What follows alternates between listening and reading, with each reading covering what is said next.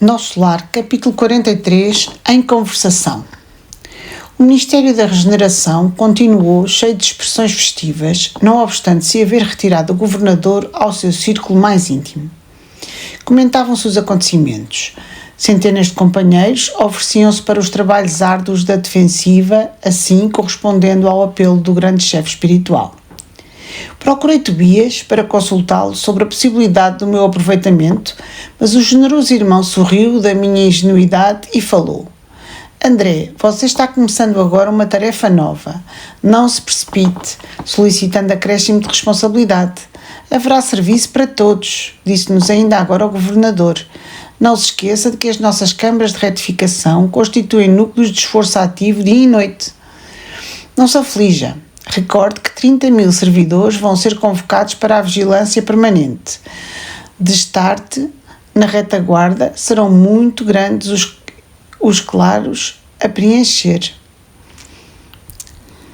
Identificando o desapontamento, o bondoso companheiro, bem-humorado, acentuou depois de ligeira pausa. Contente-se com a matrícula na escola contra o medo. Creia que isso lhe fará enorme bem. Nesse interim, recebi grande abraço de Lísias, que integrara na festa a deputação do Ministério do Auxílio. Com a licença de Tobias, retirei-me em companhia de Lísias para gozar da palestra mais íntima. Conhece você, indagou ele, o ministro Benevenuto, aqui na Regeneração, o mesmo que chegou anteontem da Polónia? Não tenho esse prazer. Vamos ao seu encontro, replicou Lísias, envolvendo-me nas vibrações do seu imenso carinho fraterno. Há muito que tenho a honra de incluí-lo no círculo das minhas relações pessoais. Daí a momento estávamos no grande recinto verde, consagrado aos trabalhos do Ministério da Regeneração, que eu apenas conhecia de vista. Numerosos grupos de visitantes permutavam ideias sob a copa das grandes árvores. Lísias conduziu-me ao núcleo maior, onde Benevenuto trocava impressões com diversos amigos, apresentando-me com generosas palavras. O ministro acolheu-me cortês, admitindo-me na sua roda com extrema bondade. A conversa continuou nos resumos naturais e notei que se discutia a situação das esferas terrestres. Muito doloroso o quadro que vimos, comentava Benevenuto, em tom grave.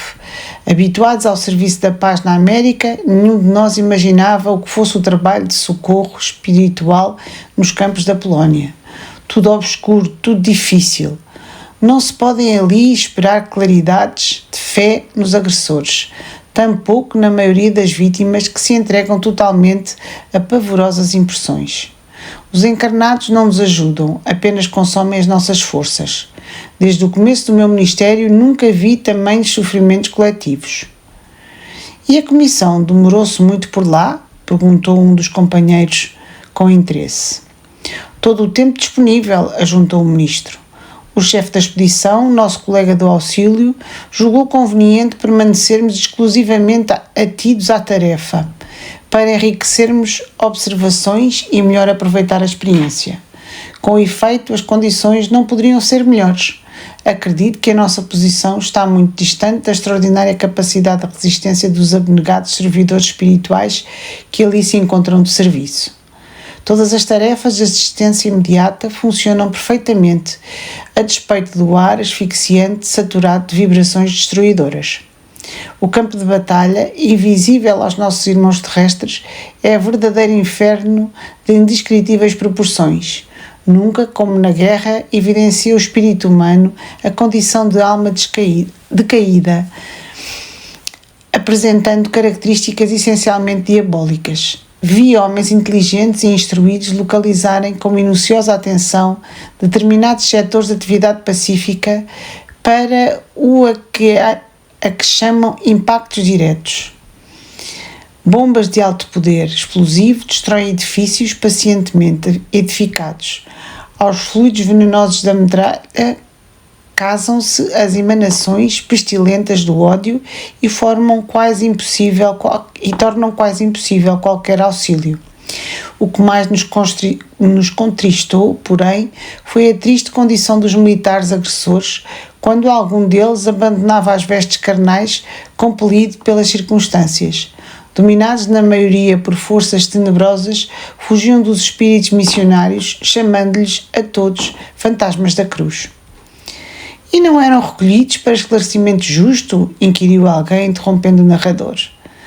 Benevenuto esboçou um gesto significativo e respondeu: será sempre possível atender aos loucos pacíficos no lar, mas que remédio se reservará aos loucos furiosos senão o hospício? Não havia outro recurso para tais criaturas senão deixá-las nos princípios das trevas, onde serão naturalmente compelidas a reajustar-se, dando ensejo a pensamentos dignos. É razoável, portanto, que as missões de auxílio recolham apenas os predispostos a receber o socorro elevado. Os obstáculos entrevistos foram, portanto, demasiadamente dolorosos por muitas razões. Valendo-se de ligeiro intervalo, outro companheiro opinou: é quase incrível que a Europa, com tantos patrimónios culturais, se tenha abalançado a semelhante calamidade. Falta de preparação religiosa, meus amigos, definiu o ministro com a expressiva inflexão de voz. Não basta ao homem a inteligência apurada, é-lhe necessário iluminar raciocínios para a vida eterna. As igrejas são sempre santas em seus fundamentos e o sacerdócio será sempre divino quando cuida essencialmente da verdade de Deus. Mas o sacerdócio político jamais atenderá à sede espiritual da civilização. Mas o sacerdócio político jamais atenderá à sede espiritual da civilização. Sem o sopro divino, as personalidades religiosas poderão inspirar respeito e admiração, não, porém, a fé e a confiança. Mas o espiritismo? Perguntou abruptamente um dos circunstantes. Não surgiram as primeiras florações doutrinárias na América e na Europa há mais de 50 anos? Não continua esse movimento novo a serviço das verdades eternas? Benevenuto sorriu, esboçou um gesto extremamente significativo e acrescentou: o espiritismo é a nossa grande esperança e, por todos os títulos, é o consolador da humanidade encarnada, mas a nossa marcha é ainda muito lenta. Trata-se de uma dádiva sublime para a qual a maioria dos homens ainda não possui olhos de ver. Esmagadora percentagem dos aprendizes novos aproximam-se dessa fonte divina a copiar antigos vícios religiosos. Querem receber proveitos, mas não se dispõem a dar coisa alguma de si mesmos.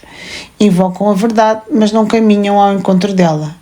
Enquanto muitos estudiosos reduzem os médiuns a cobaias humanas, numerosos crentes procedem à maneira de certos enfermos que, embora curados, creem mais na doença que na saúde e nunca utilizam os próprios pés. Enfim, procuram-se por lá os espíritos materializados para o fenomenismo passageiro, ao passo que nós, outros, vivemos à procura de homens espiritualizados para o trabalho sério. O trocadilho arrancou expressões de bom humor geral, acrescentando o ministro gravemente: os nossos serviços são astronómicos. Não esqueçamos, porém, que todo o homem é semente de divindade. Ataquemos a execução dos nossos deveres com esperança e otimismo e estejamos sempre convictos de que, se bem fizermos a nossa parte, podemos permanecer em paz porque o Senhor fará o resto.